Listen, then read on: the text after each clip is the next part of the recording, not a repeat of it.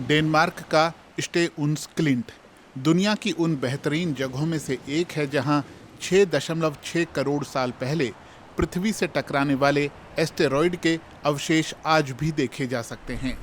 इस त्रासदी में उस वक्त पृथ्वी पर रहने वाली आधी से ज्यादा प्रजातियां खत्म हो गईं। लेकिन पृथ्वी पर जीवन फिर पनपा और ये धरती फिर समृद्ध हो गई। पृथ्वी पर जीवन के उजड़ने और संवरने की गाथा को डेनमार्क के इस म्यूजियम में पेश किया गया है, जो स्टेउन्सक्लिंट पर बनाया गया है। डेनमार्क की महारानी मार्गरेथे ने उसका उद्घाटन किया। एस्टेरॉयड मेक्सिको के युकातान प्रायद्वीप में पृथ्वी से टकराया था, लेकिन ये वैश्विक त्रासदी थी, तो हमें पूरी पृथ्वी पर इसके अवशेष दिखाई देते हैं। यहाँ तक कि न्यूजीलैंड से आए नमूने भी हम यहाँ देख सकते हैं।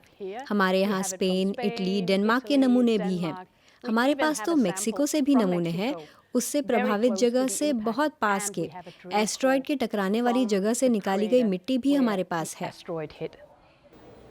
डायनासोर भी एस्टेरॉयड से हुए महाविनाश में पृथ्वी से साफ हो गए। हालांकि कुछ जीव फिर भी बचे रहने में कामयाब रहे। इस त्रासदी में डायनासोर मारे गए, लेकिन कुछ जानवर बचे रह गए, जैसे कि ये छोटा सा स्तनधारी, जिसे बचे रहने के लिए कुछ हुनर आते थे, जैसे आकार में छोटा होना, छिपना, अलग अलग चीजें खाना और फिर लकी यानी खुशकिस्मत होना। इसलिए हम इस स्तनधारी को लकी कहते हैं।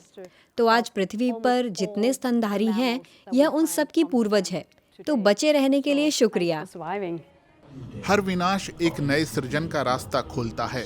इस पृथ्वी पर न जाने कितनी प्रजातियां पैदा हुईं और कितनी खत्म हो गईं, और ये सिलसिला आगे भी जारी रहेगा।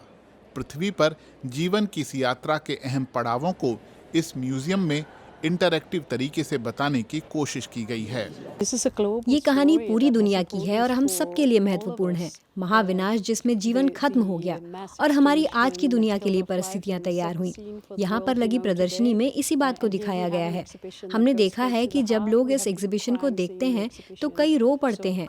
तो यहाँ आइए, जीवन के प्रतिबिंबों को देखिए और इस उम्मीद को महसूस करिए कि जीवन में बहुत ताकत है और वो खुद को बचा लेगा।